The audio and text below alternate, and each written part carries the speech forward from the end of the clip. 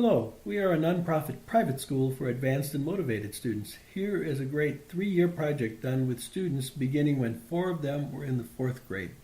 Here we find Louis, Arabella, Allegra, and Ayana with tools of the trade. Students learned aesthetic design, construction, wiring, soldering, design of the user experience, the use of hand tools and power tools, electronics, binary arithmetic, logic, using apps, Excel, Audacity, research, public speaking, using a tiny high-powered computer, the Raspberry Pi with many control lines, Python programming, and especially learning from failures, debugging, and persisting. Let's quickly see an example of what this can do. We're back at the page where you choose your program, and we cut off the end of that last narration because it's really long. But I selected abundance in the human body this time, and the most abundant element in the human body is oxygen, and I have chosen that one. Oxygen makes up 61% of the human body. Oxygen is in bones and many organic compounds. We started with the basics. We got a free periodic table of the elements from Perkin-Elmer.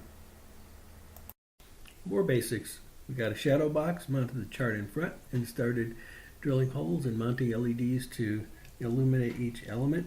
This was the first exercise in design and precise measurement.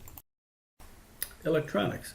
We decided to use addressable latches to control the current through each LED, so we had to learn exactly how the latches work, getting the data sheets, and then testing it out on a little project board.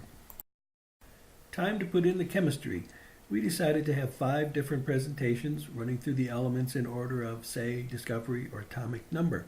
Each presentation then has 3 to 112 stories to tell as narrations that the students researched, wrote, and recorded.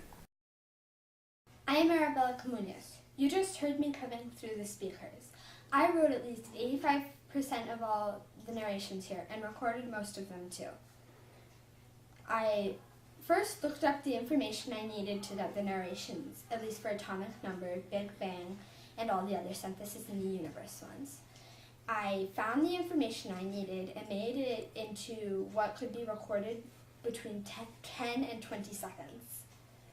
Hi, Siklali here. Back to the hardware and software. Master control of the presentations is exercised by a long program written in the Python language and running on a tiny Raspberry Pi computer. We chose the Pi over an Arduino or a Domino for several reasons. The Pi is small but powerful, having up to 26 input-output pins to control devices, such as our logic board, and to respond to devices such as our button switches. We had a lot of learning to do, to program the Pi and to use its GPIO pins. We also dealt with the difference in operating voltage between it and our control board. Another electronics story.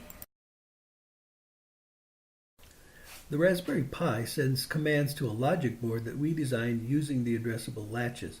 We made a small version of the board first, able to address 16 pins, that is, 16 elements. The lengthy writing and debugging of the Python program was done mostly using this test board. Then we went for the brass ring, as the saying goes. We designed the final logic board that controls all 112 LEDs and passes signals from the buttons used by the viewer. Here, Andres solders on the bottom of the board where 900 wires will eventually run. Students love soldering and wiring, and they vied to do the task. Hi, Kira here. Here's the top view showing only the latches. Well, those and the chips that translate voltages and the connector for the special ribbon cable, bringing and exchanging signals with the Raspberry Pi. Hey, it's Kira again. Here's the wiring further along. Here it is, essentially finished. And now it's wired and installed. We skipped telling the story of running the power wires to all 112 LEDs and then attaching them to proper pins on the 16 latches. A few months of work with lots of fun cutting wires to length, stripping the insulation, soldering, and testing. Hi, Arabella again. Let's have Louis show how the controls work in more detail. The green button will change my selection by going down, and the red will cause it to go up. If I hit the amber button, it will enter that section of the program, in this case, discovery. If I can scroll through different options, such as the discovery of arsenic and phosphorus, Or I can choose a group such as elements known to the ancients. Let's see what's behind all this.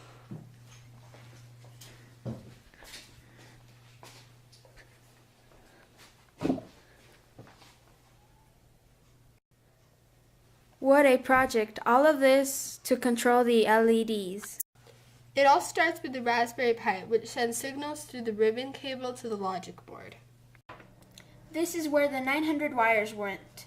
The latches are triggered to allow current to flow through the LEDs we want to light up.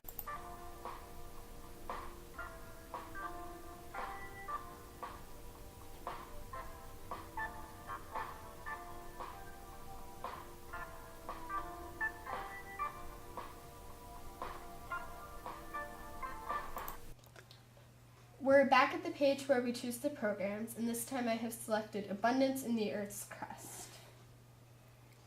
The most abundant is oxygen, but I figured it would be more interesting if we got one of the least abundant ones, and number 78 is osmium, so here it goes. Osmium is the 78th most abundant element in Earth's crust, with an abundance of 0.0015 parts per million.